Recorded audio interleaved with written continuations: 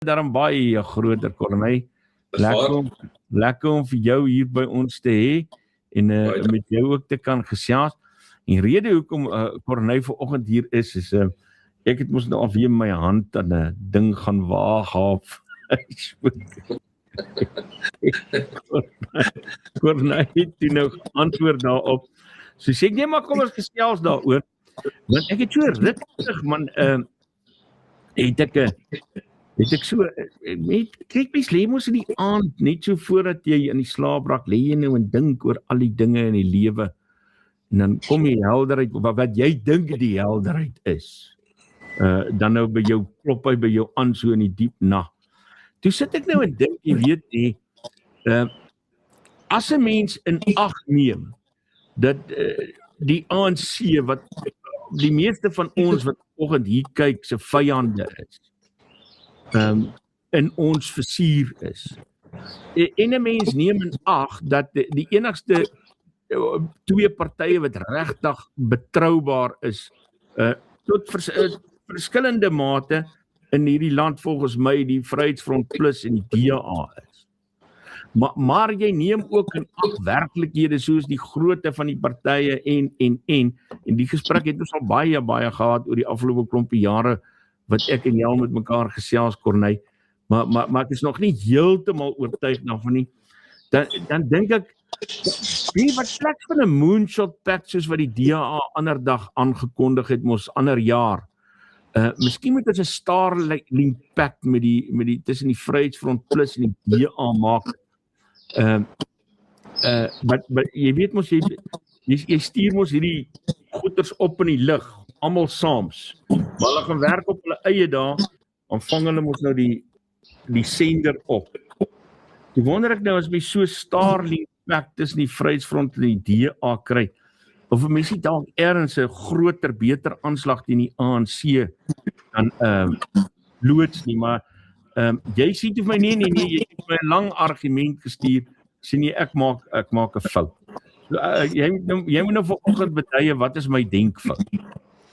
Ek sal graag dit doen, Isak, kom ek vir jou sê, ek dink hier is 'n verskriklike belangrike onderwerp, en ek wil voorspel, dat tussen nou en die einde van die jaar, wanneer ons die plaaslike regering verwag, dink ek, ons gaan nog hierdie gesprek 'n paar keer hê, uit verskillende hoeke uit, tot ons uiteindelik, dink ek, by duidelikheid gaan uitkom. En dit gaan oor die vraag, in 'n demokratiese stelsel waar daar verskillende politieke partye deelneem, wanneer mors jy jou stem? En hoe kan jy die beste effek gee aan die kiesers wat hulle stem basies uitbring?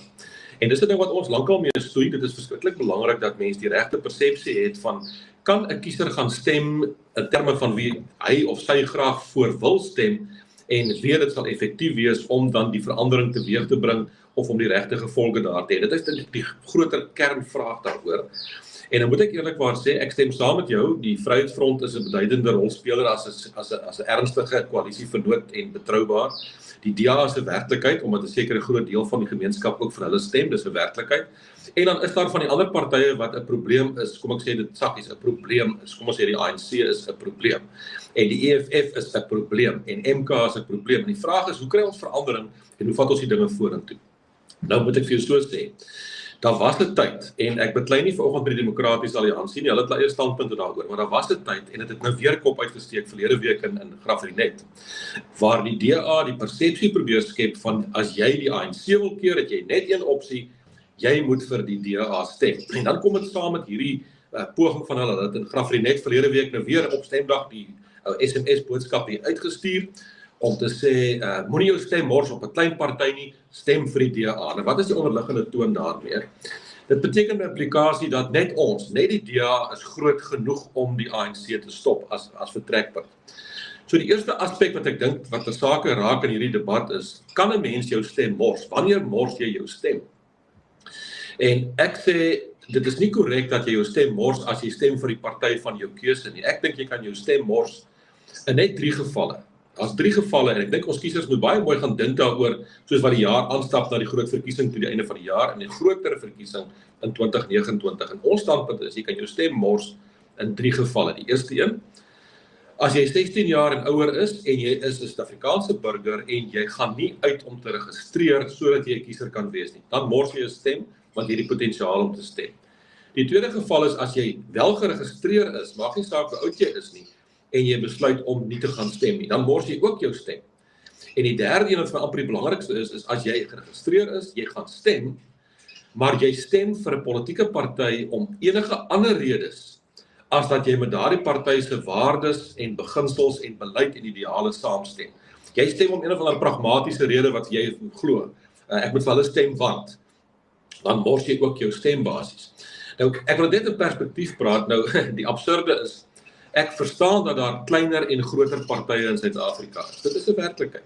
Maar, as jy in 'n verkiesing in ons proporsionele kiesstelsel nie op jou eie meer as 50% kry nie, dan kan jy nie alleen regeer nie en is jy afhanklik van ander politieke partye om saam by 'n meerderheid uit te kom van meer as 50. Dan is jy ook maar 'n groter, kleiner party. Nou kom ek gee net die syfer en dan gaan ek eers stil bly. Op die oomblik is daar in Suid-Afrika meer as 530 politieke partye geregistreer. Laat dit insink, 530 politieke partye, dis bietjie absurd.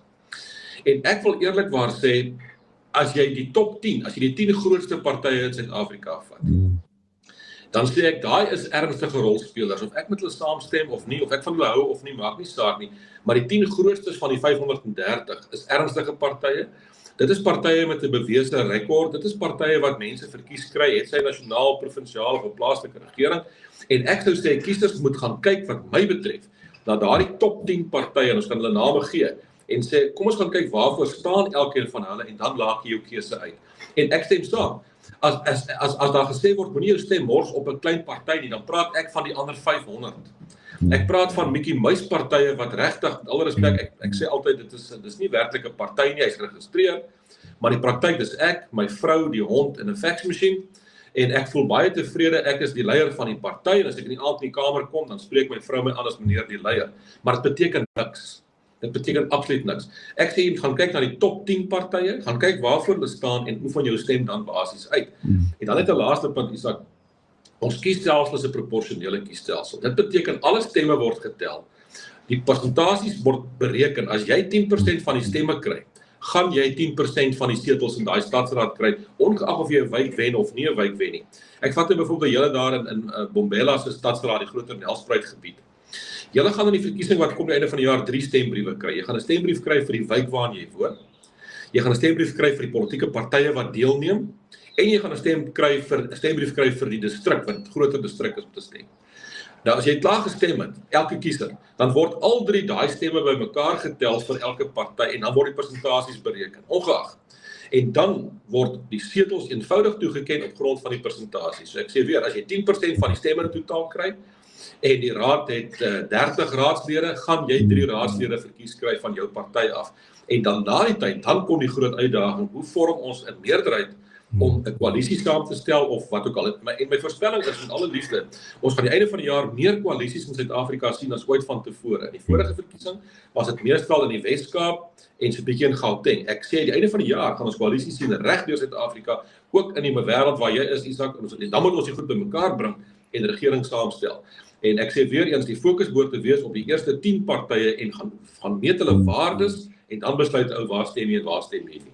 En dit, deel van jou ding van die Starlink, verstaan ek verstaan dit presies, jy moet met partye wat gemeenskaplike tipe waardes het en betroubaar is, moet dan met mekaar kan saamwerk en maak dat dinge suksesvol is.